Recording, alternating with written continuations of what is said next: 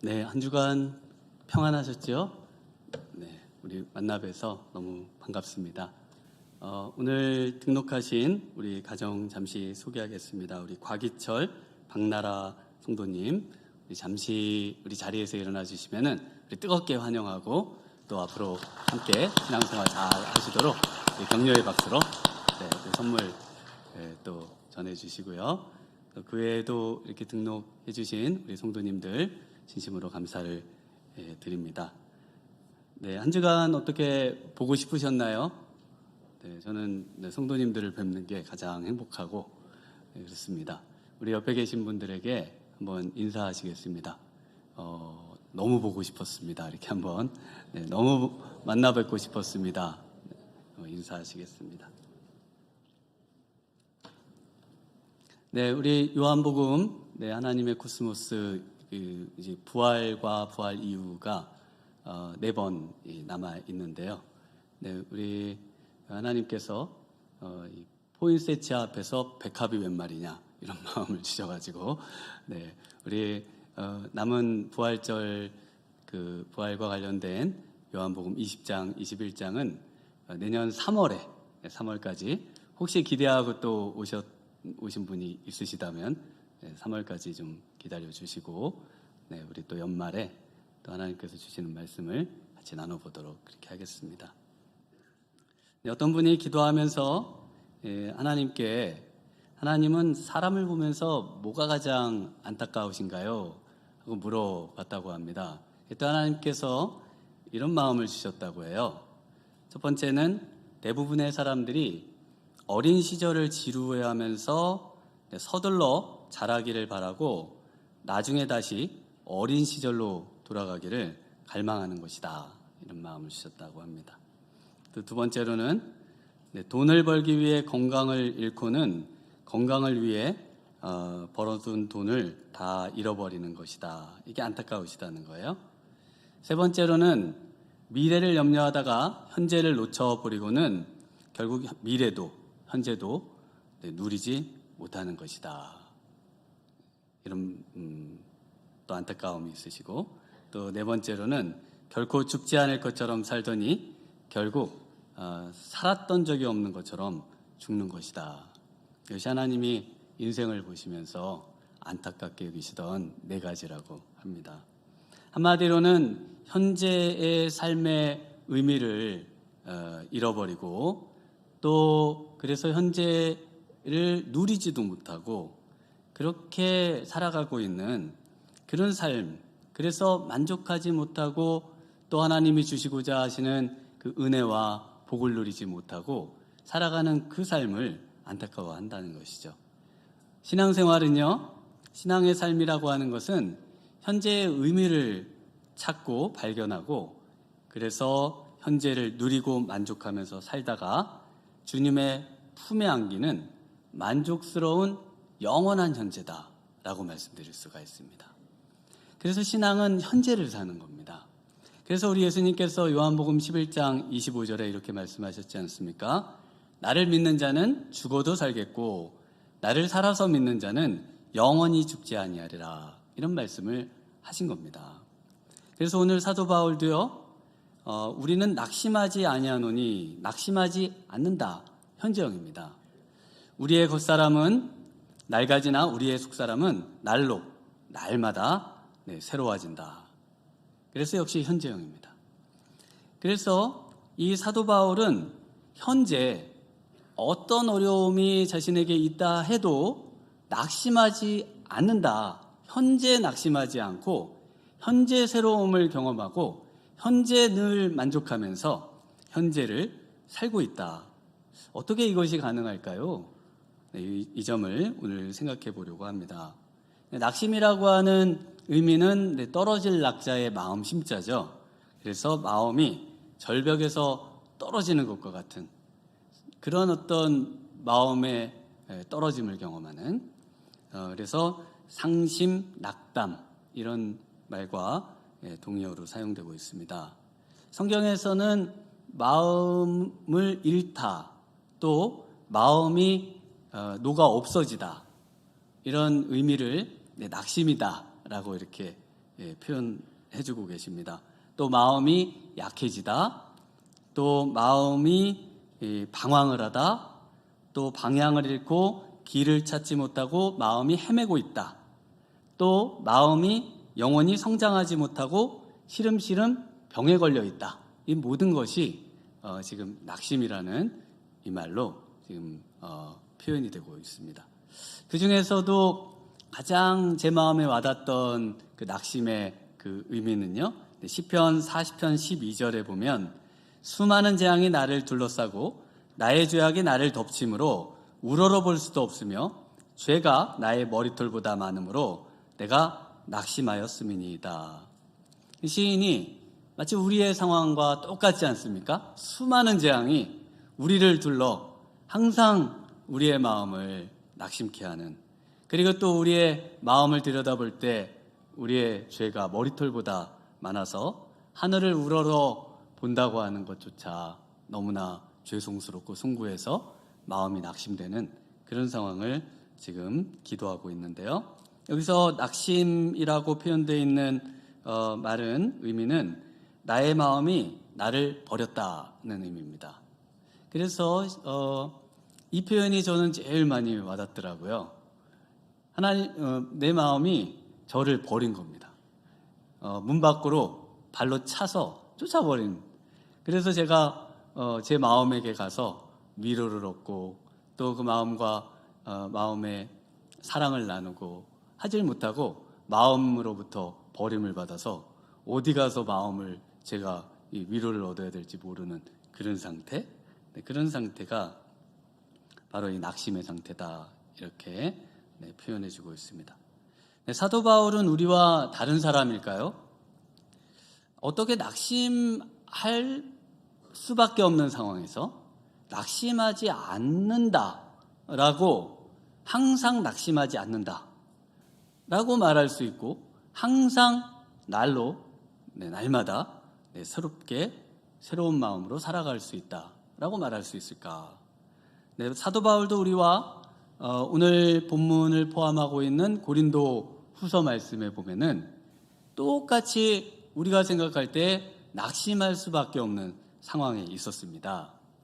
첫 번째로 보면요, 사도 바울도 역시 동일하게 아주 심한 육체적인 고통 가운데 있었어요. 사도 바울은 사도로 부르심을 받은 이후에 엄청나게 고생을 했습니다. 그래서 고린도후서 11장 23절 이하에 보면은 이런 말씀이 나옵니다. 그들이 그리스도의 일꾼이냐? 정신없는 말을 하거니와 나는 더욱 그러하도다. 내가 수고를 넘치도록 하고 옥에 갇히기도 많이 하고 매도 수없이 맞고 여러 번 죽을 뻔하였으니 유대인들에게 40의 하나 감한 매를 5번 맞았으며 3번 태장으로 맞고 1번 돌로 맞고 3번 파선하고 일주야를 깊은 바다에서 지냈으며 여러 번 여행하면서 강의 위험과 강도의 위험과 동족의 위험과 이방인의 위험과 시내의 위험과 광야의 위험과 바다의 위험과 거짓 형제 중의 위험을 당하고 또 수고하며 애쓰고 여러 번 자지 못하고 줄이며 목마르고 여러 번 굶고 춥고 헐벗었노라. 사도 바울은 정말 왜 이런 고난을 당해야 되는 걸까요? 이런 고난을 만약 당한다면 여러분 낙심 안 할 사람이 있을까요? 여기서 40에 감한 하나 감한 매를 5번이나 맞았다고 하는데요. 40번을 맞으면 사람이 죽기 때문에 거기서 하나를 빼는 겁니다. 그런데 40에 하나 감한 매를 맞고도 죽는 사람 꽤 많습니다. 그래서 우리 예전에 곤장을 치잖아요. 그럼 곤장이 이 피가 터지면서 이 피가 잘 아물지가 않거나 또 이거 잘 상처를 치료하지 못하면은 곪거나 세균에 감염돼서 죽습니다. 그 어마어마한 고통 속에 사도 바울이 있었던 거예요. 근데 사도 바울이 이런 외적인 고통만 겪은 게 아닙니다. 사도 바울은 또 원래 육체적으로도 굉장히 많은 어려움을 갖고 있었던 분입니다. 그래서 12장 17절에서 9절에 또 보면요, 이런 말씀이 나옵니다. 여러 계시를 받은 것이 지극히 크므로 너무 자고하지 않게 하시려고 내 육체의 가시 곧 사단의 사자를 주셨으니 이는 나를 쳐서 너무 자고하지 않게 하려 하심이니라. 이것이 내게서 떠나기 위하여 내가 3번 주께 간구하였더니 내게 이르시기를 내 은혜가 내게 족하도다. 이는 내 능력이 약한 데서 온전하여짐이라 하신지라. 이러므로 도리어 크게 기뻐함으로 나의 여러 약한 것들에 대하여 자랑하리니 이는 그리스도의 능력으로 내게 머물게 하려 함이라. 사도 바울이 고린도후서에서요, 지금 육체에 가시가 있었다. 그런데 이건 너무 고통스럽게 해서 사단의 사자와 같은 그렇게 너무나 고통스러운 그런 가시다. 그래서 이것을 하나님께 없애주기를, 가져가 주시기를 간구했는데 하나님께서는 오히려 내 은혜가 내게 족하다, 이런 말씀을 하시고 사도 바울이 기뻐하고 있다는 것이죠. 이 육체의 가시라고 표현되어 있는 이 가시가요, 가시는 원래 의미는 낚시용 쇠갈고리입니다. 낚시를 하실 때 쓰는 쇠갈고리 혹시 아시나요? 제가 이제 그 해금강에서 우리 계신 분들하고 낚시를 했지 않겠습니까? 낚시 좋아하시는 분들이 있으신지 모르겠습니다. 낚시. 저는 뭐 그렇게 낚시를 좋아하진 않습니다. 사 먹으면 되는데 왜 그 많은 시간을 거기서 그 시간을 보내나. 네, 이런 주의죠. 왜냐하면 성경 읽고 이러는 거를 더 좋아하기 때문에. 그럼에도 이제 낚시를 이제 열심히 했습니다. 왜냐하면 우리 전도를 또 해야 되고. 그래서 제가 가면은 항상 잡혀요. 제일 처음에 제가 잡습니다. 정말 제가 잡아요. 그리고 큰 것도 제가 잡아요. 그래서 계신 분들이 꼭 저를 데려가고 싶어서, 그래서 이제 제가 하늘의 하나님이 이기냐 바닷속의 용왕님이 이기냐, 네, 이거 이제 그래서 하늘의 하나님이 항상 이기신다. 그래서 항상 좋은 것을 저한테 주셨는데요. 그 낚시하는 방법에 여러 가지가 있습니다. 낚시에는 그냥 이렇게 바늘 꽂아서 미끼 꽂아서 이렇게 넣는 그런 낚시만 있는 게 아니에요. 낚시는 뭐 이렇게 처박기라는 것도 있고요. 또 뭐 이렇게 훌치기라는 것도 있고요. 뭐가 많습니다. 네, 뭐 많아요. 근데 그 중에 이제 여기 가시는요, 훌치기라는 낚시 방법이에요. 그 무시무시하게 생긴 그 바늘이 이렇게 큰 게 이렇게 있어요. 그 바늘이 여러 개 달린 거를 여러 군데다가 이제 달아가지고 물고기가 지나가잖아요. 그러면 걔를 넣어놨다가 이렇게 확 잡아 채는 거예요. 그래서 이제 물고기가 그 바늘에 걸리거든요. 잘 쳐야 됩니다. 안 그러면 날아와서 저한테 박히기 때문에. 그래서 이제 그걸 확 잡아채면은 물고기가 거기에 바늘이 걸립니다.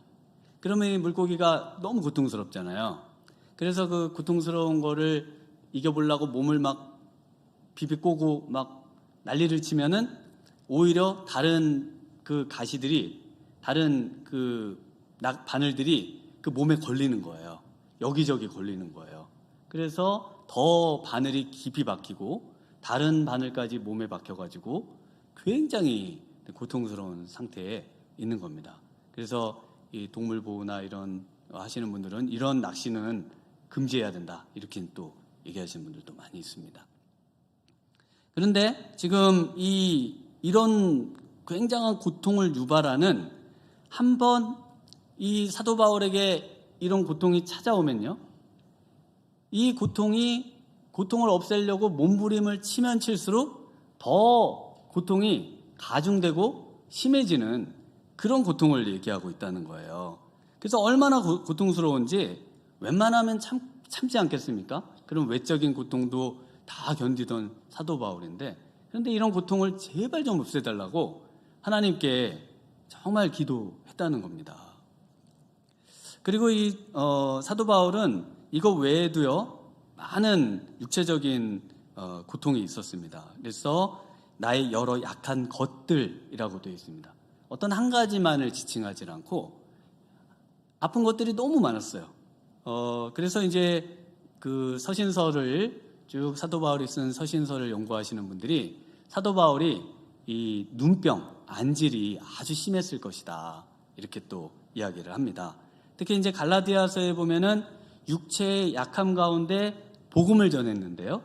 그때 이 갈라디아 사람들이 하나님의 천사처럼 또 예수님처럼 사도 바울을 영접했습니다. 그 영접하는 그 모습을 뭐라고 사도 바울이 표현하냐면은 너희들의 눈이라도 빼서 나한테 주려고 했다, 이런 표현들이 나옵니다. 사도 바울이 눈이 너무 상태가 안 좋고 늘 고통스러워 하니까 성도님들이 사도 바울을 얼마나 사랑했겠어요? 그러니까 눈이라도 빼서 사도 바울님께 주고 싶습니다, 이런 말을 많이 했겠죠. 그래서 이런 표현들을 볼 때 사도 바울이 굉장히 눈에 그런 질병을 갖고 있지 않았겠느냐, 이렇게 또 이야기를 합니다. 그런데 이랬던 갈라디아 교인들이 다른 복음을 받아들이고 나서는 하루아침에 사도 바울을 원수 취급하고 사도 바울을 배척하고 사도 바울의 가르침을 다 버리는 그런 일이 있었습니다. 또 어떤 분들은요, 사도 바울은 어떤 질병이 있었냐면 간지라는 질병도 가지고 있었다, 이렇게 또 주장을 합니다. 사도 바울이 간질, 혹시 간질 아시죠? 입에 거품을 물고, 신학교 때 이제 친구가 입에 거품을 물고 계단에서 불러가지고 저는 몸이 막 딱딱하게 굳고, 그래서 정말 죽은 줄 알았어요. 야, 이거 뭐 이런 게 있는가, 막 이런, 처음 제가 그걸 보고는. 근데 사도 바울이 정말 이런 질병이 있었다면은 얼마나 창피하고 괴롭고 힘들었을까. 그래서 그런 분들은 운전도 잘 못하잖아요. 언제 이런 것이 나타날지 본인도 잘 모르고 이러기 때문에 참 어려운데, 대사도가 많은 사람들을 병을 고쳐주고 복음을 전하고 하나님을 전파하는데 본인의 그런 몸 상태는 이렇게 제대로 고침을 받지 못하는 이런 상태에 있는 것이 너무나 안타깝죠. 그러니까 사도 바울이 뭐라고 합니까? 하나님, 제발 이 연약함을 좀 고쳐주시면은 제가 사람들 앞에 힘있게 정말 하나님이 고쳐주셨습니다, 여러분을 고치시는 것처럼 저도 이렇게 고쳐주셔서 더 힘있게 사역할 수 있게 됐습니다, 이렇게 간증도 하면 너무 좋지 않겠습니까? 그랬는데 우리 하나님께서 뭐라고 얘기하셨어요? 주께서 내 은혜가 너에게 족하다, 이런 말씀을 주셨다는 거예요. 그리고 내 능력이 약한 데서 온전하여진다, 완전하여진다. 내 능력은 너의 약함 속에서 오히려 더 강력하게 역사한다, 이렇게 말씀하신다는 겁니다. 그래서 이런 주님의 말씀을 듣고요, 사도 바울이 이제는 오히려 크게 기뻐하고 내가 여러 약한 것들을 오히려 자랑한다. 저는 안질이 있습니다. 저는 눈이 잘 안 보여요. 여러분 잘 안 보여서 여러분이 누군지도 잘 모르고 말씀 전할 때도 많아요. 뭐 이런 이제 막 설교도 하고, 그렇게 자랑하면서 오히려 그 약함 중에 증거되는 말씀이 정말 하나님의 놀라운 능력으로 증거되는 것들을 사도 바울이 이제 경험을 하게 된다는 것입니다. 그래서 오늘 본문 앞에 있는 8절에 보면요, 이런 말씀이 있습니다. 우리가 사방으로 우겨싸움을 당하여도 쌓이지 아니하며 답답한 일을 당하여도 낙심하지 아니하며. 그래서 나를 포함해서 여기서 우리는 누굴까요? 우리는 바로 이 글을 이 편지를 받은 고린도 교인들이겠죠. 교인들 포함해서 고린도 교인들도 역시 그런 상황에 있다 할지라도 낙심하지 않아야 된다는 겁니다. 낙심하지 않을 수 있다는 거예요. 신앙 없는 사람과 삶이 똑같다면은 도대체 신앙생활은 왜 하는 겁니까? 단지 우리가 보험 드는 것처럼 천국 갈 때 저는 예수님 믿었으니까 천국 갑니다, 이거 하나만을 바라보면서 신앙생활을 하시는 것인가요? 신앙은요, 삶을 바꾸는 겁니다. 완전히 변화시키는 거예요. 믿지 아니하는 사람과 믿는 사람은 확연히 다른데 오늘 본문에서는 뭐가 다르다고요? 바로 낙심할 수밖에 없는 그 상황에서 낙심하지 않는 모습으로 모든 사람들에게 비춰져야 한다는 것이죠. 왜 낙심하지 않는다고 말하고 있습니까? 속사람이 매일 새로워지기 때문이라는 겁니다. 여기서 새로워진다는 말씀은 그 다음 장 17절에 보면은 너희 믿는 자 새로운 피조물이 되는 거거든요. 바로 이제 새로운 피조물은 예수 믿는 사람입니다. 그래서 예수 믿는 거듭난 영혼은 새로워지는 거예요. 그래서 새로워진다는 것은 오늘 사도 바울이 하신 말씀에서 보면은 주의 음성을 들을 수 있다는 겁니다. 전에는 하나님과 아무런 관련도 없고 하나님의 진노 아래에만 놓여 있었는데 이제 새로운 피조물이 되고 새로워지는 인생은 하나님과 교제할 수 있고 하나님의 음성을 들을 수 있다는 것입니다. 그래서 사도 바울이 왜 낙심하지 않을 수 있느냐? 기도하면서 하나님의 음성을 들었기 때문이라는 겁니다. 내 은혜가 내게 족하다. 너가 약하다고 생각하고 부끄럽다고 생각하는 그것을 통해서 오히려 나는 더 능력 있고 힘 있게 복음을 증거할 것이다 라는 주의 음성을 들음으로 말미암아 사도 바울이 낙심하지 않을 수 있었다는 것입니다. 여러분 정말 주님의 음성을 이 아침 듣기를 원합니다. 사랑하는 내 아들아, 내가 너를 사랑한다. 사랑하는 내 딸아, 내가 너를 정말 사랑한다. 너가 고통 중에 있는 것을 내가 알고 내가 너를 반드시 도와줄 것이다. 이 음성을 우리가 듣기만 한다면요, 들을 수만 있으시다면요, 그렇다면 낙심 없는 겁니다. 낙심 안 하게 되는 거예요. 왜냐하면 하나님이 그 천지를 지으신 하나님이 그 놀라운 음성으로 우리에게 주셨잖아요. 우리의 마음에 정말 넘치는 은혜와 사랑이 차고 넘쳐서 오히려 사도 바울처럼 크게 기뻐할 수 있게 되는 것입니다. 저에게도 요즘 하나님이 많은 말씀을 주시는데 가장 하나님이 주신 말씀 중에 기억에 남는 말씀은 너는 교회의 종이다 는 말씀입니다. 너는 교회를 위해 존재한다. 저는 왜 존재하나? 우리 성도님들이 신앙 안에서 가장 행복해지시기를 그 이유로 존재하는 겁니다. 신앙 안에서 어느 한 분도 낙오 없이 정말 불행하지 않고 신앙 안에서 우리 주님을 만나고 그 안에서 낙심하지 않고 기쁨을 찾고 행복을 찾고 그 안에서 삶의 의미를 찾고 항상 행복한 그런 삶을 살도록 저는 이제 존재하는 거죠. 저는 여러분이 행복하셨으면 좋겠습니다.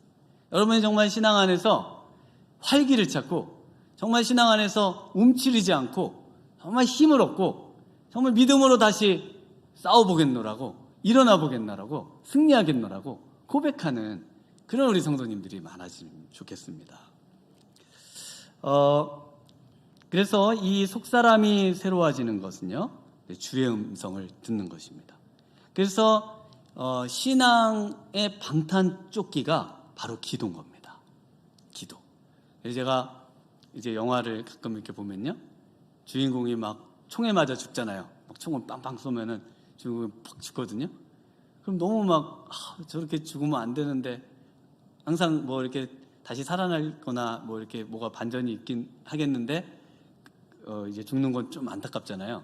근데 주인공이 그 순간 이렇게 죽었다가 딱 일어나면서 옷을 딱 벗으면서 방탄조끼를 딱 벗죠.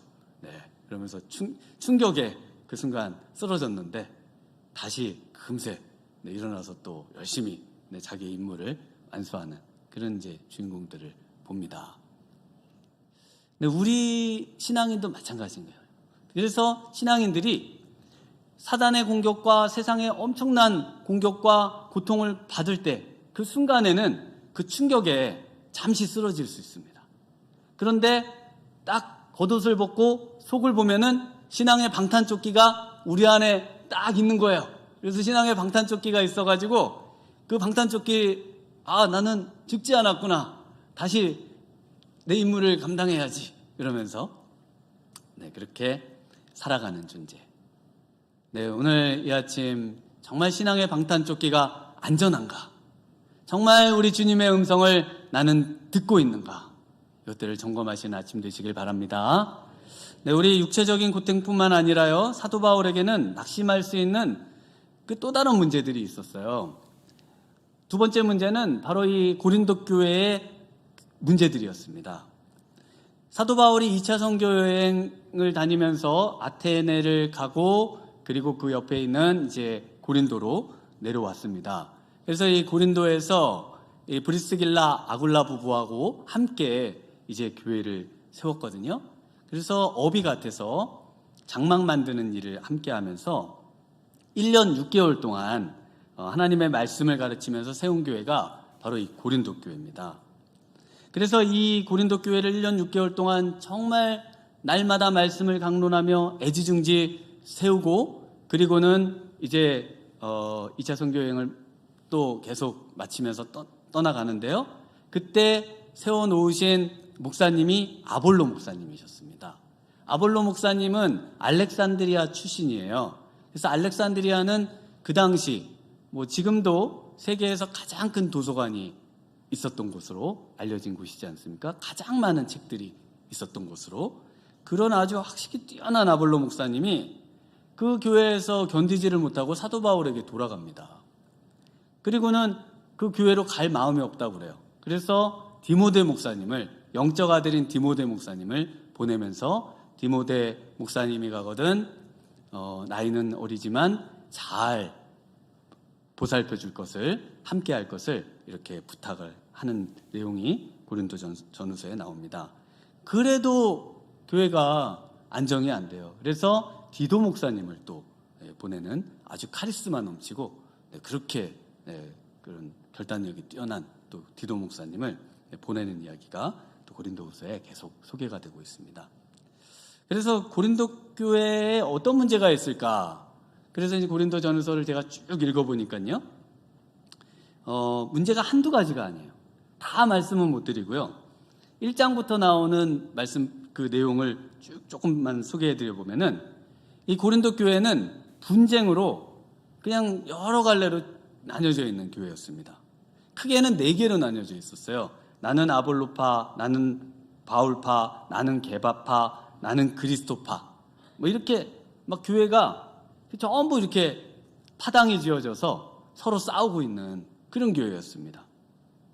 나는 본당파, 나는 교육관파, 나는 1층파, 나는 2층파. 요즘 그런 교회들도 있다고 하는데요. 하여튼 이렇게 심한 갈등과 분쟁 속에 있었습니다. 또 어떤 문제가 있었냐면요, 육체를 자랑하고 세상적인 것을 교회에서 자랑하는 일들이 너무 많았습니다. 그래서 교회 안에는 전부 세상 자랑으로 가득한 거예요. 그래서 제가 전도를 해보면은 교회 안에 가면은 사람들이 자꾸 자랑을 하니까 자랑할 거 없는 자기는 너무 눌려서 교회를 이제 가고 싶지 않다. 이런 분들도 있어요. 왜냐하면 교회에 와서 나눔을 하거나 그러면 전부 세상 자랑만 한다는 겁니다. 특히 이것은 우리 한국 교회보다는 이민 사회 속에 더 많죠. 이민 사회 속에 가보면 그 나라 현지인들한테 뭘 자랑할 수 없잖아요. 그러니까 한국 사람들이 전부 교회에 와가지고 하나부터 열까지 다 자랑한다는 거야. 하나부터 열까지. 가방 하나 산 거부터 있는 거부터 하여튼 다 자랑한다는 겁니다. 다. 우리 이민 목회하는 우리 친구분이 그렇게 자랑을 많이 한다는 거예요. 그래서 고린도 교회는 시기와 분쟁이 가득했습니다. 또 어떤 문제가 있었냐면요, 세상 밖의 음행이 교회 안에도 동일하게 있었어요. 그냥 있은 게 아니라 용인이 된 겁니다. 그래도 된다는 거예요. 그래서 여기가 세상인지 교회인지 분간을 하기가 어려운 상태에 있었습니다. 세상과 교회가 구별이 되지 않는 거예요. 그런 상태에 빠져 있고, 더 나아가서는 세상에도 없는 일들이 고린도 교회 안에는 오히려 더 심각한 문제들이 있었다. 이렇게 사도 바울이 말하고 있습니다. 또 7장쯤에 가서 보면요, 거기에 사기를 당하고요, 성도에게.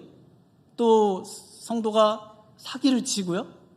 그래가지고 이 돈 문제로 저 법정에 가가지고 거기서 서로 고발하고, 그리고 재판을 받아야 되는 그런 어처구니 없는 일들이 교회 교인들 간에 너무나 많이 일어나고 있다는 겁니다.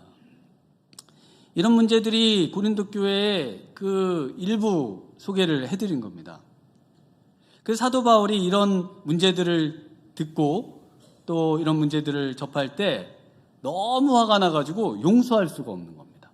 화가, 정말 주의 피로 사신 교회가 어떻게 이런 상태에 빠질 수가 있는가? 정말 우리가 생각하면 낙심할 수밖에 없지 않겠습니까? 사도 바울이 고린도 후서 13장의 2절에 이렇게 말씀합니다. 내가 이미 말하였거니와 지금 떠나 있으나 두 번째 대면하였을 때와 같이 전에 죄 지은 자들과 그 남은 모든 사람에게 미리 말하노니 내가 다시 가면 용서하지 아니하리라. 그러니까 사도 바울이 이 고린도 후서를 보내기 전에 한 번 고린도 교회에 가서 그 모든 문제를 어느 정도 정리를 했던 것 같아요. 그래서 두 번째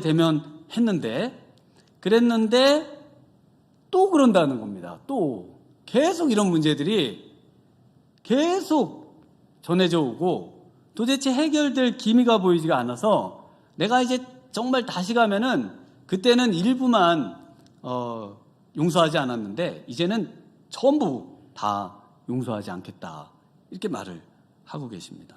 그럼에도 사도 바울이요, 고린도후서 오늘 본문에 낙심하지 않는다. 우리가 낙심하지 않는다. 나뿐만 아니라 바로 고린도 교회 교인들도 낙심하지 않아야 한다. 낙심할 이유가 없다. 이렇게 말을 하고 있다는 겁니다. 낙심할 이유가 있잖아요. 근데 왜 낙심 안 한다고 말하고 있습니까? 그러므로 우리가 낙심하지 아니하노니 우리의 겉사람은 낡아지나 우리의 속사람은 날마다 새로워지도다. 그러면서 자기의 그 직업을 예로 듭니다. 우리 성경을 가지신 분은 우리 장막 만드는 일에 관한 이야기인 5장 1절을 한번 같이 읽어보겠습니다. 5장 1절입니다. 만일 땅에 있는 우리의 장막집이 무너지면 하나님께서 지으신 집, 곧 손으로 지은 것이 아니요 하늘에 있는 영원한 집이 우리에게 있는 줄 아느니라. 네, 그래서 이 장막을 만드는 이 전문가인 사도 바울이 이 장막에 관해서 예를 들면서, 이 장막은 길게 써도 뭐 몇십 년 못 쓰는데 이거는 다시 바꿔야 되는 겁니다. 그런데 하늘에는 영원한 그 장막이, 하늘 장막이 있다는 거예요. 이것은 바꾸지 않아도 되는 거라는 겁니다. 그래서 이 땅에 있는 교회는 무너질 수 있다는 겁니다. 이 땅에 있는 교회는 불완전하다는 거예요. 그럼에도 하늘에 있는 교회는 완전하다는 겁니다. 그래서 완전한 그 교회를 바라보면서 사도 바울이 낙심하지 않는다는 거예요. 지금 이 땅에는 가라지와 알곡이 마구 섞여 있어가지고 도대체 알곡인지 가라지인지 분간할 수 없어서 함부로 심판하거나 판단할 수 없는 그런 상태이기 때문에 그냥 어쩔 수 없는데, 그런데 정말 그 가운데 하나님께서 알곡들을 추려서 만드시는 그 완전한 교회를 꿈꾸면서, 완전한 교회를 묵상하면서 생각하면서 사도 바울이 낙심하지 않는다는 겁니다. 낙심하지 않는다는 거예요.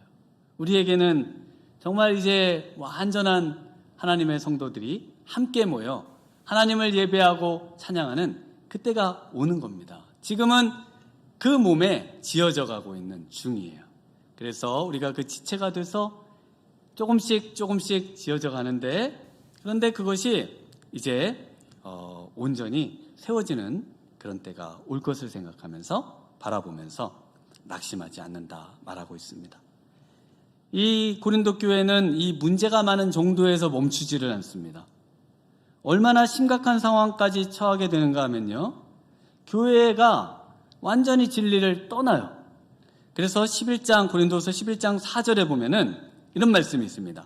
만일 누가 가서 우리가 전파하지 아니한 다른 예수를 전파하거나, 혹은 너희가 받지 아니한 다른 영을 받게 하거나, 혹은 너희가 받지 아니한 다른 복음을 받게 할 때에는 너희가 잘 용납하는구나. 성령이 아닌 다른 영을 받게 하는데 그 영을 받는다는 거예요. 성령이 아닌 다른 영은 무슨 영일까요? 귀신의 영밖에 없잖아요.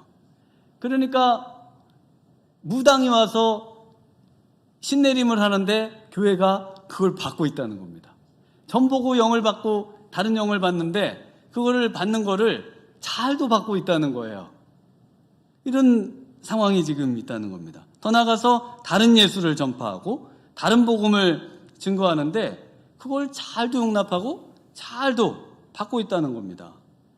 이단이라고 말을 해줘도 이단인 줄도 알면서도 이단의 그 가르침을 따라가면서 그렇게 신앙생활을 하고 있다는 거예요.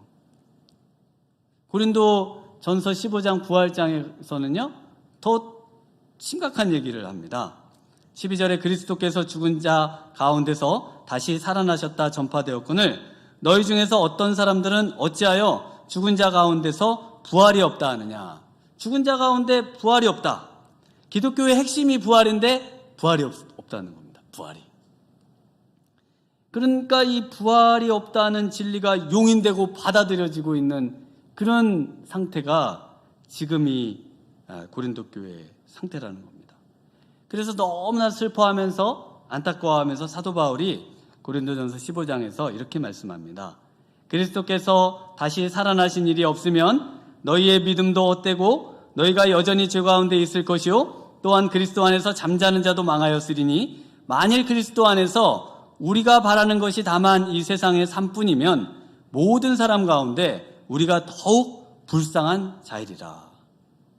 복음이 이제 다른 복음이 증거되고 부활이 없어서 이제는 부활절도 안 지키는 그런 교회가 되고 이렇게 예수님이 아닌 다른 복음을 메시아를 섬기는 그런 지경까지 고린도 교회가 왔다는 겁니다.